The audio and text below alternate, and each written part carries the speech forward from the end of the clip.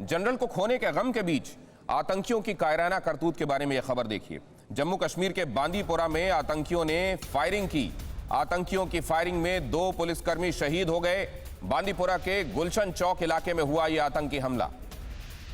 इसी बात की तरफ जनरल रावत हमेशा इशारा करते थे कि हमारे पास ये एक तरीके से ये ढाई लड़ाई हम हमेशा लड़ रहे हैं।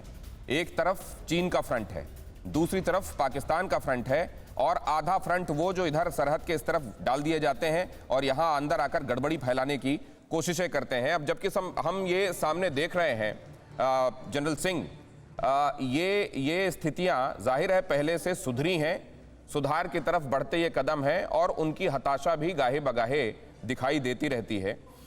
आने वाले दिनों में आप पूरे सिनेरियो को, अगर ये ढाई फ्रंट जिसके बारे में जनरल जिक्र करते थे वो वाकई हमारे लिए चैलेंज है, सिनेरियो को किधर जाता आप देख रहे हैं? देखिए, जनरल रावत एक बहुत मुश्किल कॉन्सेप्ट को आगे बढ़ा रहे थे, लेकिन उन्होंने जो कार्रवाई की है उसको इंग्लिश में एक प्रोवर्ब है, well begun is half done. जो काम अच्छी तरीके से शुरू किया जाए वो लगभग आधा तो पूरा हो चुका है। तो उन्होंने अपने सूझबूझ से, अपने अनुभव का फ़ायदा उठाते हुए थिएटराइजेशन, हमें हमेशा ये पाकिस्तान की तरफ हमारा रुझान कुछ ज़्यादा ही था, तो उन्होंने इस बात से हमें आगाह कर दिया कि चीन हमारा नंबर 1 अपोनेंट होगा। दुश्मन तो हम क्या बोले, अपोनेंट ही कहेंगे, क्योंकि चीन तो जो उसकी शक्ति बढ़ रही है उसकी इमेच्योरिटी भी बढ़ रही है। वो गैर जिम्मेदार ना होता जा रहा है। एक महाशक्ति का परिचय ये है कि वो जिम्मेदारी से पेश आए, लेकिन ऐसा तो नहीं कर रहा। पर जनरल रावत ने हमें बताया था कि चीन हमारा नंबर 1 होगा अपोनेंट, और चीन के साथ पाकिस्तान मिला होगा। तो इसको देखते हुए उनके कार्यकाल में हमने अपनी सेनाओं को रीबैलेंस किया है।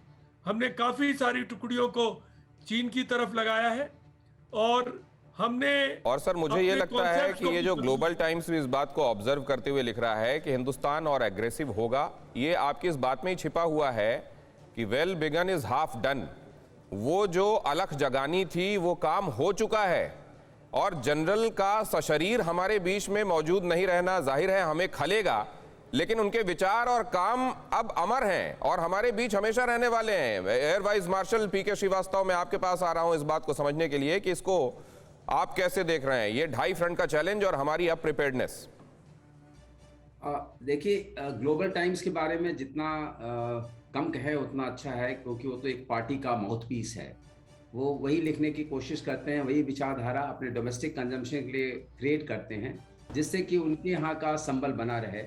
और जहाँ तक सवाल है हमारे पायलट्स का और हमारी सैन्य शक्ति का, तो इसके बारे में इंटरनेशनल पीस फाउंडेशंस में एंड ऑर्गेनाइजेशंस में बहुत रिसर्च हो चुकी है कि भारत और चीन के बीच में अगर युद्ध होगा तो उसका क्या परिणाम निकलेगा।